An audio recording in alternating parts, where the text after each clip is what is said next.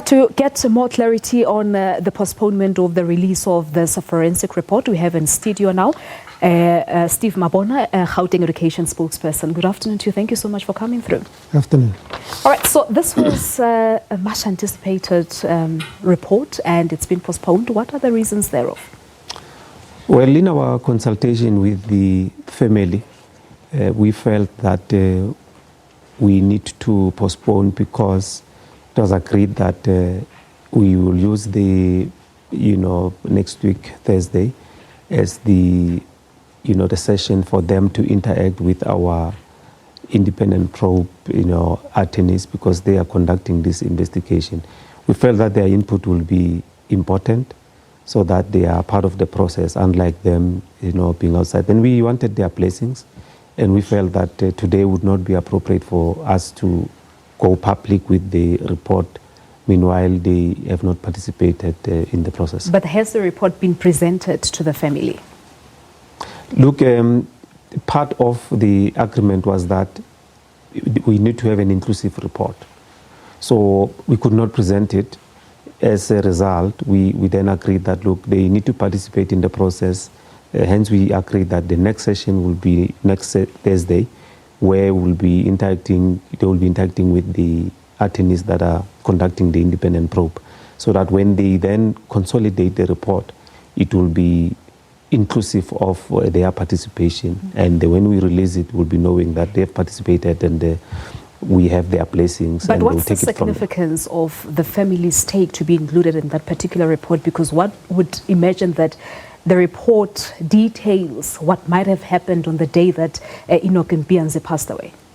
Look, there's a part of information that they would have had, which it is important for us to probably get their perspective on what is it that they have, what is it that they know that was told to them, because one way or the other, you will remember that they had engagement with some of the people who volunteered information and all that. So we felt that let's accommodate them, let's get it from their perspective on what is it that they know, what is it that they were told, what is it that they have, and then we'll include that information in that report, and we'll be in a position to say, yes, indeed, this is what we have and this is how we're going to move forward. So that means that their input may obviously have an impact and effect on the initial report that the department has now. So does it mean that the second report would have to be compiled? No, the report will be inclusive of their participation. So it means then they must just make sure that their input is part of the report, and they will take it from there. That's why when the MEC received the report, he put an emphasis that I'm not going to do anything before I interact with the family, because this is their child. We need to remember that. We're not going to bypass them and then we come and just say, here's the report and you must see to finish. Must be sensitive, as this is quite a sensitive matter, and they have lost a child.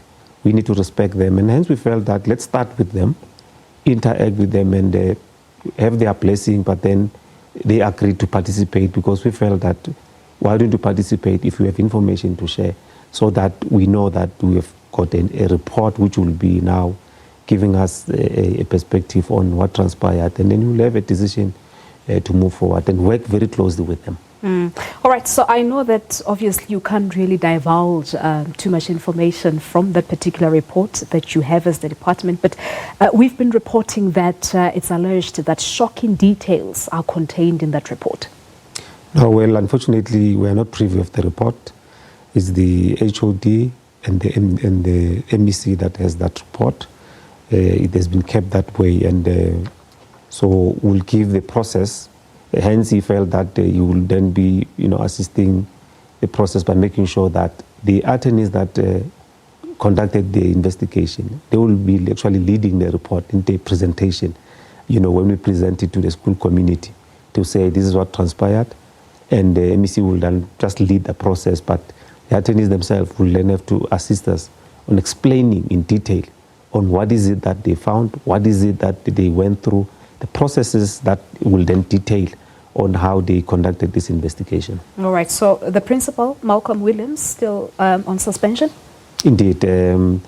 the report finality of it, it will then assist the way forward. All right. So some authorities had also hinted that there may be more suspensions in the future. Is this also dependent on the report and what's contained on the report?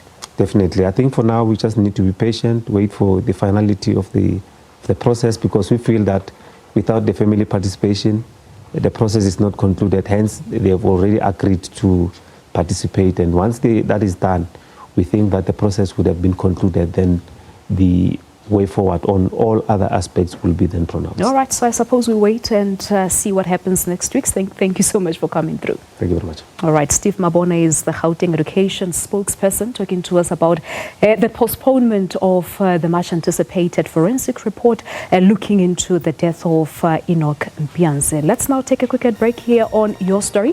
There's still so much more to come. Do stay with the team.